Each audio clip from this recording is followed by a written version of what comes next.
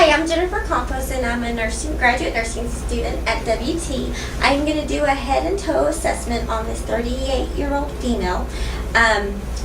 Prior to coming into the examination room, we did obtain her vital signs. They were within normal limits. We did height and weight.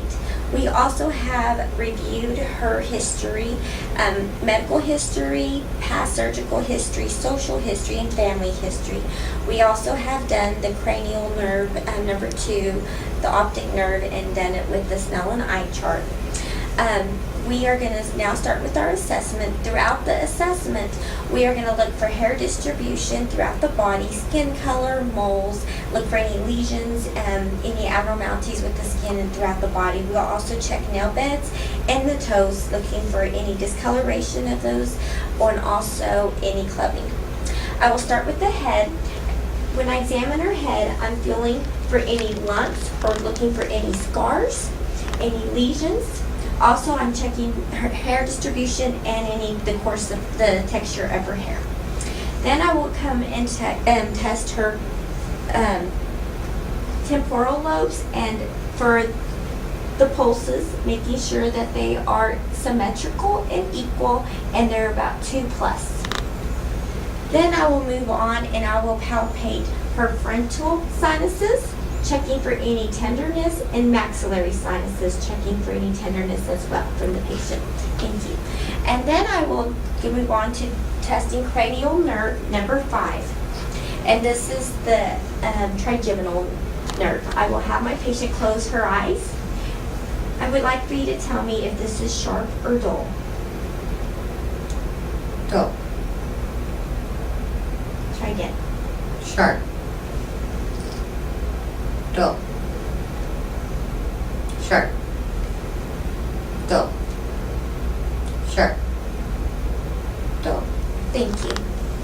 Then I will move on and check her temporal mandibular joint. I should be able to get 2 to 3 fingers and have my patient open her mouth. Good. Close it. Have her move her jaw side to side, checking for any clicking or discomfort from the patient. Thank you.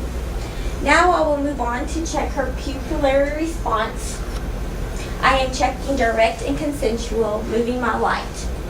Look straight forward, direct and consensual. Good. Again, direct and consensual. Thank you. Then I will check her accommodation. I'll have her look straight at the light and then behind me at the door. Please look at the light and then behind at the door. The light. I was checking their accommodation. Then I will check cranial nerves 3, 4, and 6. The ocular motor, the trochlear, and also the abducens. I will have her follow the light without moving her head. So if you'll please look at the light, look up. Sorry, look at the light. Follow the light without moving your head.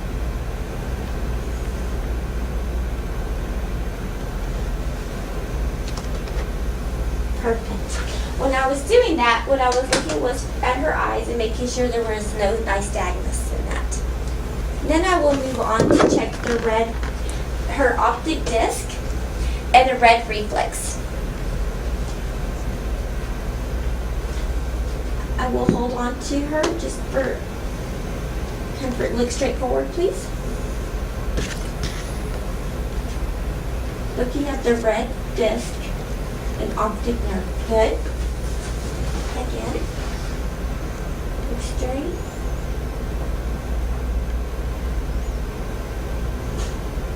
Good. Now that I've done that, when I was looking at her eyes as well, I'm looking at the sclera and the conjunctiva. That the sclera is white and her conjunctiva is nice and pink. Now I'm going to be moving on to the ears, making sure that they're symmetrical. I will palpate the auricles, making sure that there is not any lumps or any deviations. Looks good.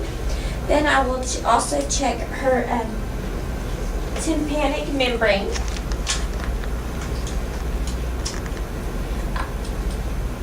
I'm looking for the tympanic membrane and making sure, when I look in here, I'm looking to make sure there's not any redness or bulges. Move her ear up and back. A usual finding will be sebum. Check both ears.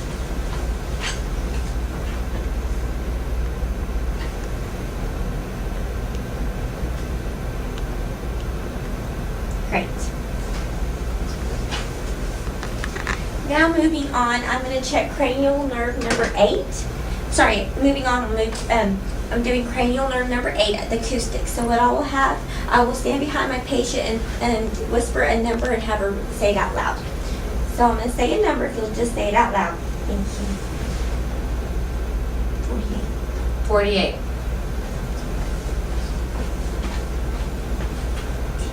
10. Good, thank you.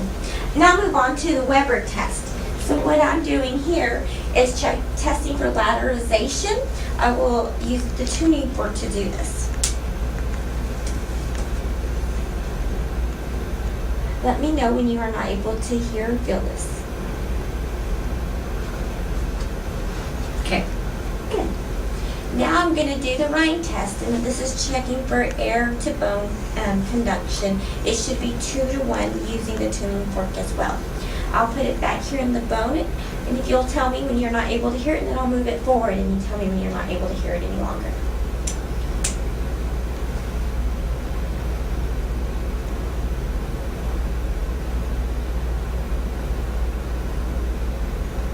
Okay.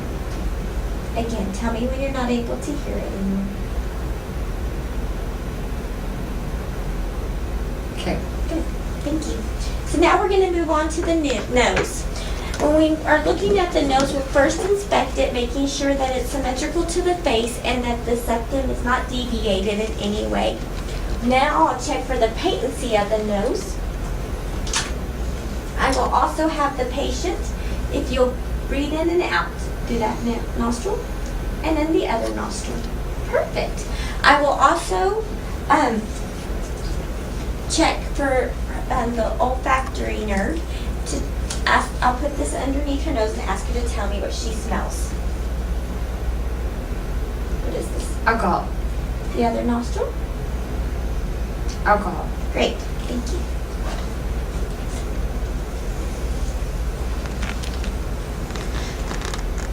I will look now into her nose. Have her pick her head back a little. Making sure there aren't any polyps.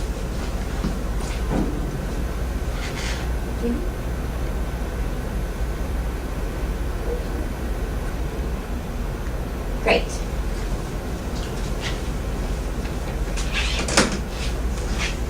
So now we're going to move on to check her mouth. I will have, what I'm looking in the mouth is that her mucosas are pink and moist, and that there aren't any lesions or any signs of cancerous lesions in her mouth while I look into it. Okay, if you'll please open your mouth for me. I will also look at her palates, her upper and lower palates, the soft palate. Great. Then I will also have her lift her tongue up, looking underneath her tongue at all the vessels and making sure that they all look great. Okay, great. Thank you so much. I will now also check for, and then when I was looking at her mouth, I didn't see any ulcers or anything like that, and her hard and soft palate were intact, and I didn't see any abrasions or anything like that on them. I will now check the cranial nerve 9 and 10, and that is the glossopharyngeal and the vagus nerve. What I will do is using the tongue depressor, I will have the patient stick her tongue out. Stick it back. Have the patient say "aw." Look for the vulva to rise and fall. I also check the gag reflex. Sorry. Yes, it was intact. Ooh, bless her heart. Okay. So now I will check cranial nerve number 12, the glossopharyngeal nerve. What I will have the patient do is have her stick her tongue out. Move it side to side. Great. And when she's doing that, you can put your tongue back in. When she's doing that, I'm also looking at the tongue as well. So cranial nerve number 7, we will check by having the patient smile and puff out her cheeks. If you'll please smile for me and puff out your cheeks. Perfect. Then we're going to look at cranial nerve number 11. What I will do is, it's the spinal accessory nerve. I'll put my hands on her shoulders and have her raise them up. Thank you. Perfect. That was all intact. So now I'm going to move on to the neck. I'm going to inspect her neck, making sure while she's sitting up, looking to the sides, making sure there's no deviations, inspecting the contour of her neck. I will also stand behind her to palpate the thyroid gland. Palpating it, making sure that I don't notice any enlargement or any nodules. Or any tenderness when I do this. I will now have the patient swallow for me to swallow. Perfect, and everything was good there. Now I'm going to check for her. I'm going to now check her lymph nodes, and I'm going to make sure that the lymph nodes aren't swollen, enlarged, that they're not asymmetrical, any abnormalities. I will start with the pre-auricle, post-auricle. Perfect. I don't feel anything there. I will now check the submandibular and the submental, and I don't feel anything there. I will check now her clavicle. If you relax your neck for me. Thank you. Checking for those lymph nodes, no abnormalities. Then I will check the subclavicular, the infraclavicular. At this point, yes, in the breast exam, we will also check underneath her axillary lymph nodes, but I will do it here as well. I will have her rest her arm. You want the patient relaxed, and you'll go in for a palpation under the arm, and you'll check both sides. Rest your arm. Let your arm rest on mine, and then palpate lymph nodes underneath there. Now I'm going to check for her. Now I will check for her neck range of motion. I will have the patient move her neck side to side, then up and down. What I'm doing here is making sure that her neck is able to move without any discomfort, that there's not any tenderness. I will now check for the muscle strength of her neck. If you'll push against my hand, any pain, any tenderness there, and then use the other side. Perfect, thank you. So that was checking the muscle strength. Now I'm going to palpate her carotids one at a time. And it's 2+. Great, they're both very easy to palpate, and they're 2+. Now I'm going to have the patient take a deep breath in and hold it, and I'm going to auscultate those carotids, noting if there's any squishing sound. Take a deep breath in. Hold. Okay, breathe out. Come to the other side, do the same thing.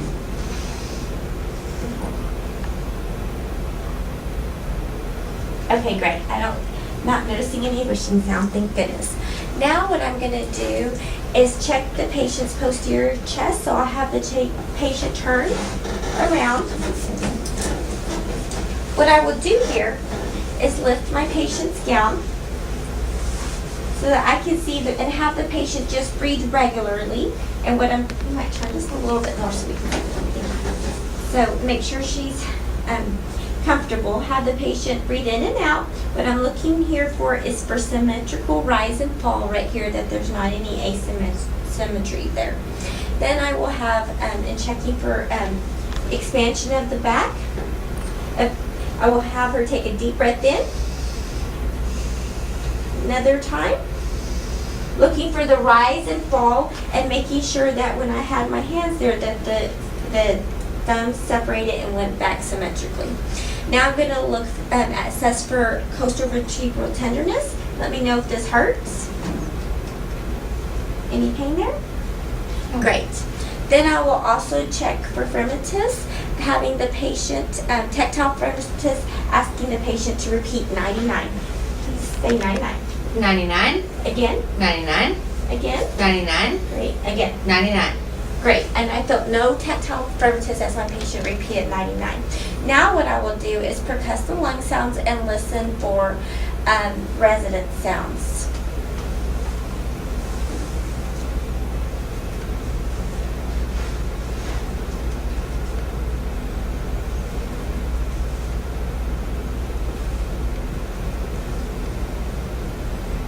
Okay, great.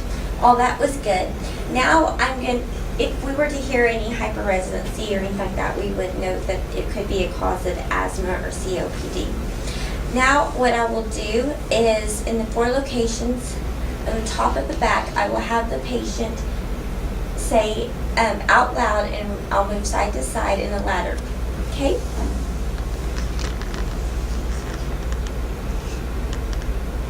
Take a deep breath in.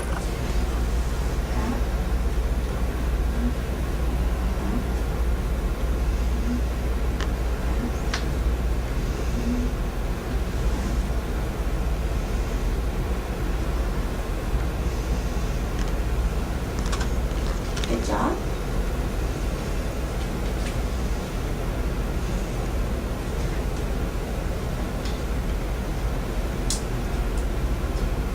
Okay, we're gonna stop because that's messed up. Why? Because I did. Okay, so when I was auscultating throughout the lung fields, I was checking to make sure there were no adventitious sounds such as crackles, rhonchi, wheezing while she was deeply breathing. Now I'm going to check for bronchoscopy, echocopy, and whisper pectoral. I'm going to have the patient say 99 as I listen to the top lung fields, and then E as I listen to the lower. If you'll please repeat 99 as I listen. 99, 99, 99, 99, 99, 99. Now say E. E, E, Good. E, E. Great. Now I'm going to check for the diaphragmatic excursion. I'm just going to palpate for here domus. Okay? Mark that and do it again. And then I measure between my 2 fingers right here. Now I'm going to check the anterior chest. I'll have my patient move forward, turn around, forward facing.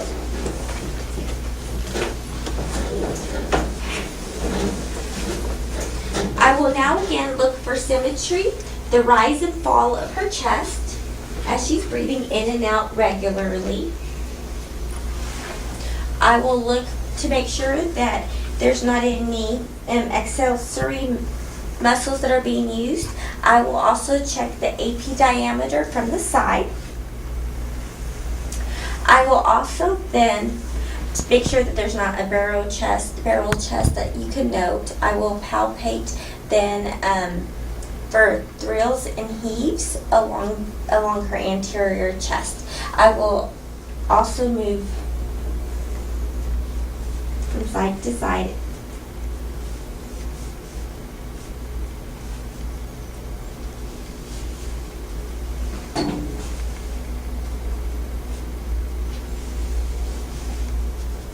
Okay, great. Now, palpating these areas. I can also palpate for the apical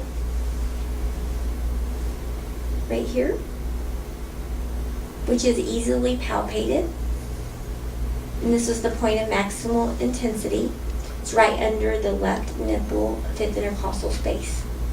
If someone who's bigger, it may be further to the side, to the left side. And now I will percuss now the side sounds. Now I'm going to auscultate, having my patient take deep breaths in as I listen to her lung fields. You'll take some deep breaths in.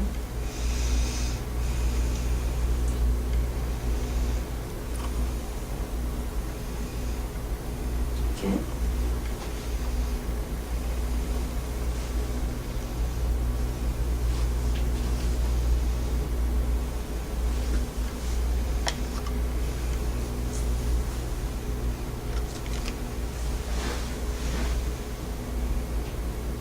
Great. Now I'll have my patient lean forward because you're able to hear well. I will listen to the second intercostal space, left sternal border. That's the pulmonic valve. Then I will also check the third intercostal space, the fourth intercostal space, and the fifth intercostal space. Let me come in here and listen.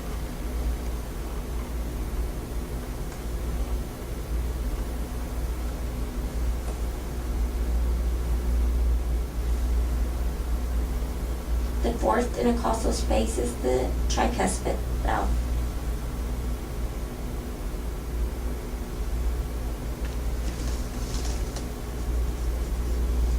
I'm now listening to the fifth intercostal space. Okay, great. The mitral valve. When I had her lean forward and I was listening to her, also listening for the strong S1 and S2. I'll switch to the bell and now listen to the base of the apex one more time, making sure that I don't hear anything such as a murmur.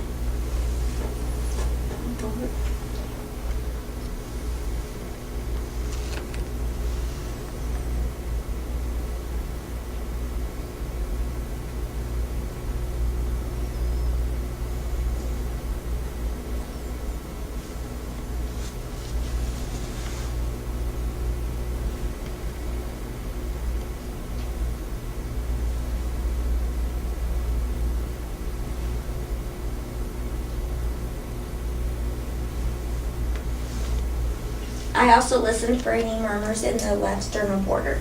Okay. Now I'm going to have my patient lie down. The bed is at 30 degrees.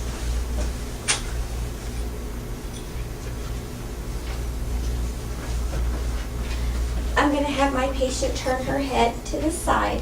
I'm looking now for the jugular vein, for the pulsation of the jugular vein.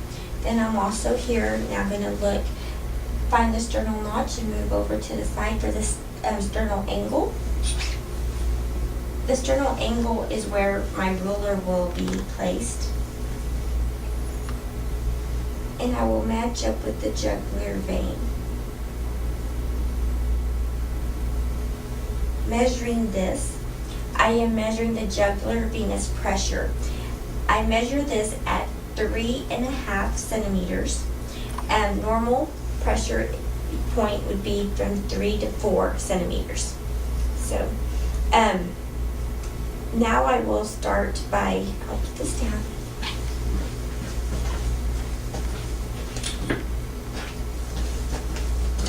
Now I'm going to start to inspect the abdomen. So I'm looking here at her abdomen, looking for any, I will also look, especially at her umbilicus, look for any bruising.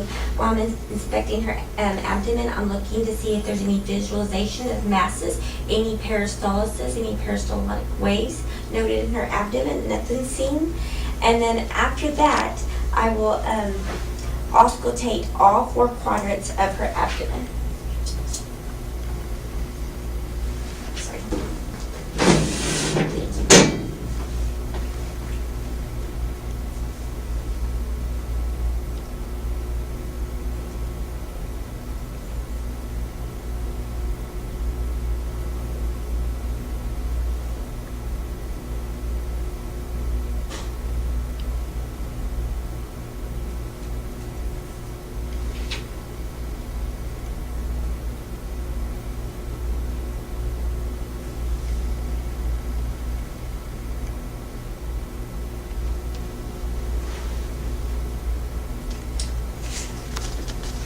I will also check for the aortic and the pulmonic valves, and while doing that, I'm making sure that there are not any bruise or whistling that I can hear, swishing I can hear.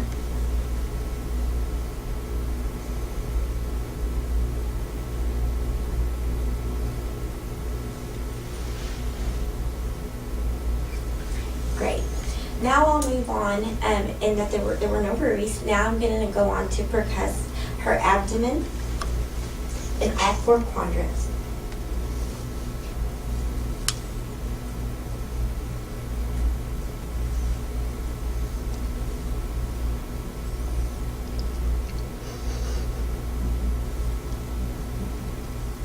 I'm listening for tympani, dullness over some organs, and then I will start by at the umbilicus, and I will percuss upward and feeling for the liver border.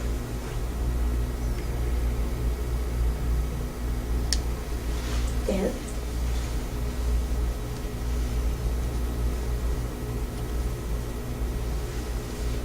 There. And that's measuring the liver.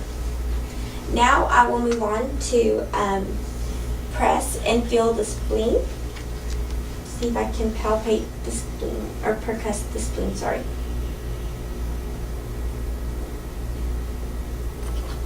Okay, now I'm going to palpate with the abdomen. I will start with light palpation. Have the patient just breathe normally as we're doing this. We're noticing that in the abdomen when I'm doing palpation that the patient isn't grimacing or having any discomfort. Then I will also be, when I'm palpating, I'm making sure that I don't feel any masses. Then I will move on with deep palpation of her abdomen. I will place my hand under her back and palpate.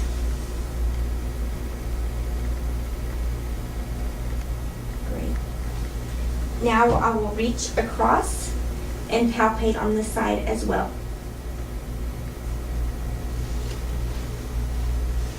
When I percuss the spleen, or palpate the spleen, I should not be able to feel her spleen, and I don't as well. Now I will, I had palpated already her abdomen, and I didn't note any tenderness or any discomfort from the patient. And when we're doing this, if we noticed any tenderness or anything like that, we would, we're looking for any signs that might elicit some signs of infection if she had any tenderness to her abdomen. Okay. Now I will have the patient sit up. Oh, I'm now going to do, before I have my patient sit up, while she's lying flat, I'm going to check her legs by doing extension of her legs. I'm going to raise her leg while the leg stays flat, noticing that if there's any pain in her spine or any discomfort. Straight up, down. I will do the other leg as well. Noticing if there was any pain to her back, elicited any pain to her back. Now I will raise her knee, looking for any flexion. Noticing flexion of the hip on both sides. Great. Now I'm looking for, continuing with the range of motion of her legs. What I will have her do is dorsiflex her foot, have her foot come up and lay it back, noticing if there's any pain to that area as well. I will also with each leg, I will abduct and then adduct, and making sure that there's not any pain in either one of the legs. So I will abduct and adduct. And then I will move on to internal and external rotation.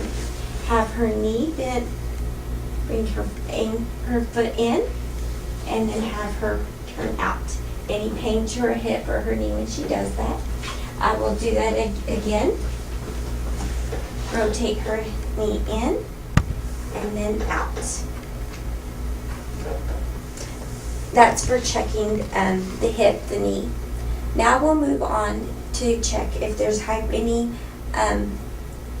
checking if all joints, there's any hyperflexion of the knee or anything like that causes pain, and her ankles as well when we did this. We will also test strength of the knee, like when we did the dorsiflexion and the plantar flexion. Act like you're pressing the gas of the car. Good. And if there's any pain there. Now I will have the patient sit up, and I will, great, thank you. So now when I have the patient sit up, I'm checking her shoulders and looking, having her raise her shoulders to her side, abducting them, moving them forward and across, checking if there's any pain to her arms and to the rotator cuff especially as well. I will also bring her hands behind her neck, behind her head and her neck, and that is external rotation, and then behind her back for internal rotation of here of the shoulder if there's not any pain or anything like that. Then you can rest your arms down beside you. Now, with her hands, I want her to bring her hands out in front of her. Bring them down, rotate them down, and then fast rotation. If there's any pain anywhere in the wrist or while she does that, she was pronating and supinating, turning them back and forth. So now we're going to move on to her sensory function and neurosensory function and cerebellum function. So with her eyes open, with her eyes closed and her palms open, I'm going to now have I will draw a number on her in her hand and ask her to tell me what it is.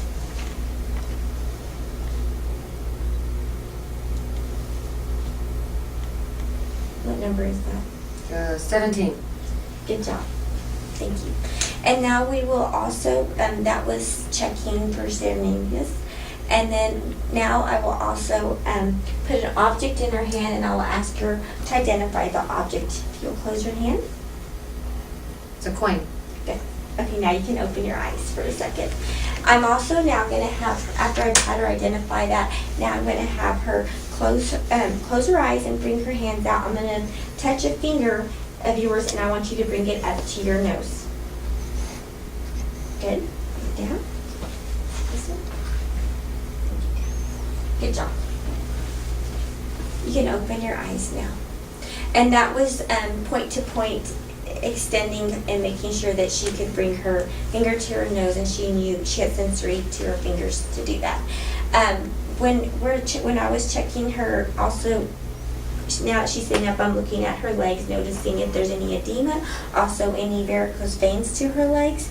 I will now check. We have checked the pulses of her temporal and her carotid, and now I'm going to finish by checking the rest of her pulses. First, I will start with her radial pulses. I'm going to check that they're both equal and 2+, and they are. I will also check her brachial pulses.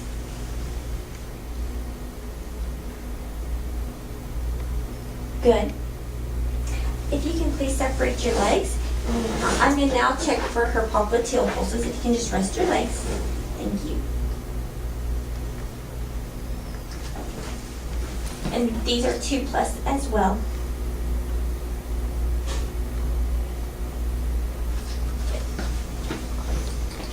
I'm going to move on to feel her posterior tibial pulses.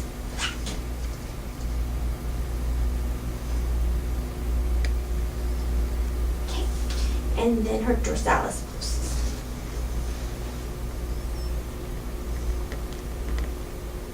When I'm down here again, I can make sure I'm looking, like I said, throughout my assessment, making sure of hair distribution, color, any abnormalities, any bumps, nodules, anything that I can note and pay attention to throughout her body as I'm moving from top to bottom.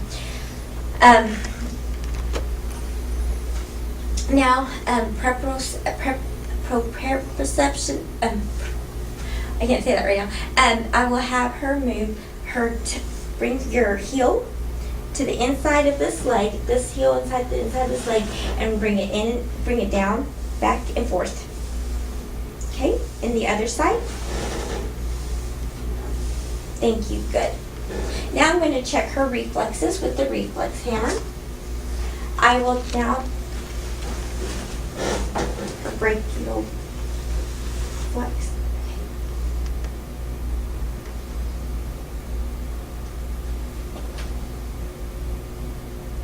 Okay, good. That's intact and good. I'm doing it from side to side. I will have her rest her arm on my hand as I'm checking her reflexes. This is the tricep reflex. Good. And that's intact as well. Check the inside. Rest your hand. Rest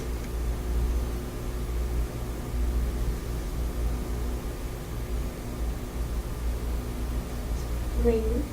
Okay. And this one as well. Have her rest her hand the best you can. Perfect. It's intact. Now come down here. Separate your legs, please. Good. Always checking them bilaterally.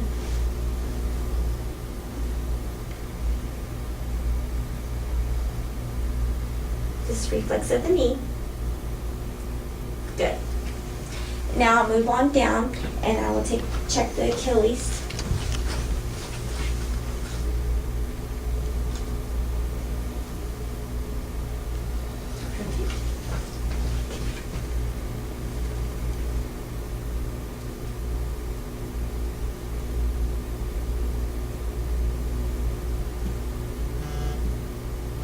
Perfect. Okay, so now I'm going to have my patient stand up for me. Please have her help her down the table. What I'm checking is the Romberg test. I will have my patient close her eyes, look forward and close her eyes, and making sure that she has a natural balance. Good. You can open your eyes. Now what I will do is I will have my patient bend over. I will expose her back, try to touch your toes. What I'm looking here for is that her spine is there's not any curvatures of her spine. I will also palpate and make sure there aren't any tenderness. Do you feel any tenderness throughout your back? Great. No. I will have my patient go ahead and when you're lean back for me, sorry.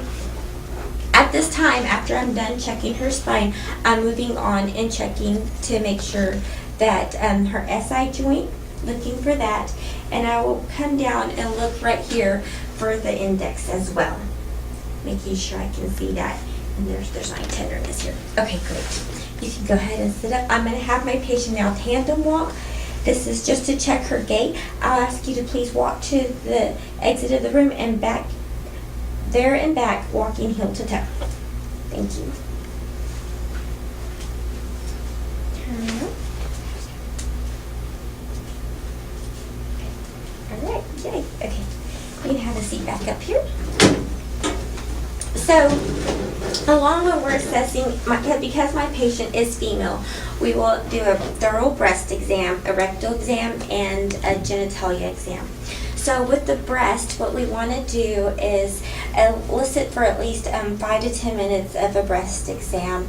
The best time to examine the breast are usually about 7 days after menstruation. You will inspect a woman's breast, having them fully exposed from the waist up is where you're checking. You're going to check the nipples, you're going to check the breast, you're going to have the patient, when she's sitting, you're going to start your examination while the patient's sitting, and then later on have her lie down. But when you first are examining her, you inspect, have the patient, and there's 4 positions. You're going to have the patient with her hands to her side, then you'll have her hands over her head. At this time, when you do that, it raises breast tissue and you're able to see symmetry as well as any deviations of the breast, and any dimpling maybe can be noticed at that time. You will also have her bring her arms against beside her and against her hips, at her hips, and seeing any flexion there as well, looking at the breast, and then you'll have the patient lean forward and looking at the breast then too. That's for your inspection. You're noticing that the symmetry, you're looking at if you notice any prominent masses, you're looking at the pores of the breast as well. If you see any pore openings, if the pores of the skin opening, you might want to palpate close to that area, especially when you're doing your exam. Palpate more closely to those areas, making sure there's not anything underlying that are blocking the pores.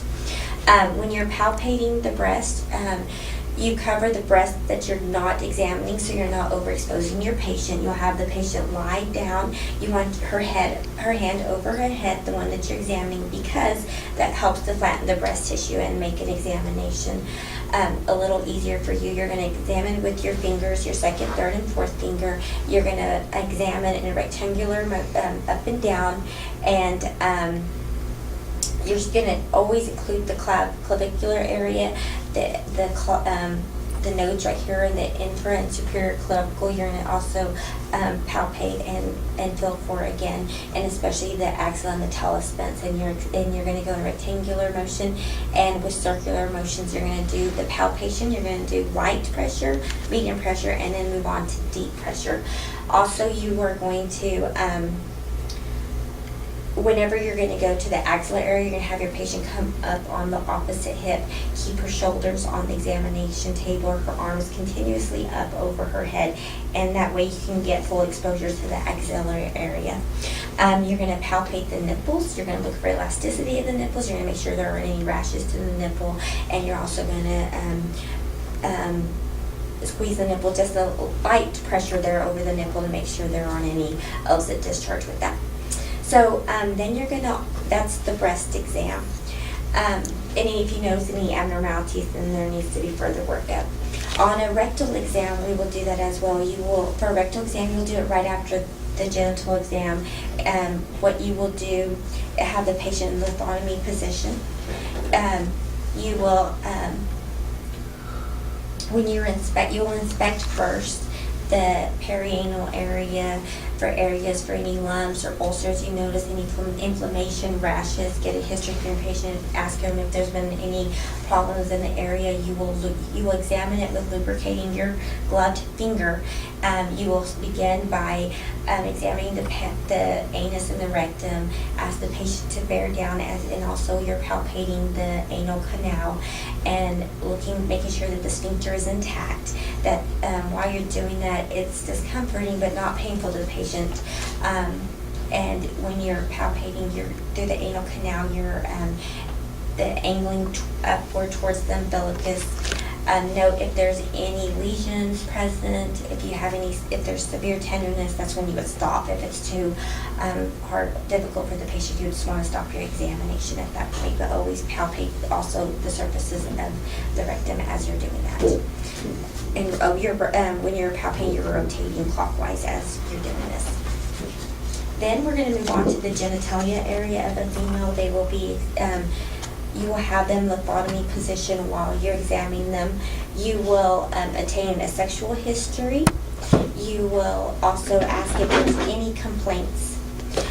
The patient will be in lithotomy position. You will examine the external genitalia. You are looking at the labia minora, the clitoris, urethral meatus, vaginal opening. You will note any discharge or swelling of any nodules there, any swelling, discharge. You're looking for those kind of things. You will also examine the after you're done that part, you're going to examine the glands, the Bartholomew glands, and you're using your thumb and your index finger as you're examining that and moving through that, making sure that there isn't any pain, swelling in between the fingers, thumb, and any discharge of those ducts. Then you're going to go ahead and palpate the external exam.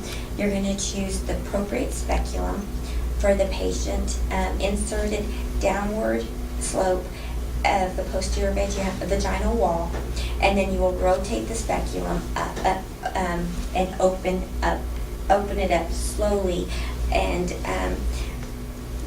till you can see the cervix fully. Note the color of the cervix, any nodules, any masses in the area, any bleeding, discharge. You will obtain at that point. You will obtain your specimens for the pap smear. When you remove the speculum, you'll do it slowly, but as you do it, you're noticing that was there any inflammation, ulcers, any masses, and you close and remove it. At that time, you will let the patient know you're now going to do a bimanual exam, and you will lubricate your fingers, and you will insert them in the vagina, and you'll palpate the cervix with your fingers. You'll note any abnormalities. You'll palpate the uterus. You'll place your other hand on the abdomen, palpating the abdomen as you do this, and press down. Note any size, any abnormalities, extreme tenderness to the patient. You will palpate each ovary. If there could be some mild tenderness, but if there's pain to the area, that would be an abnormality. So now I've completed my head and toe assessment of my 38-year-old patient. Thank you very much.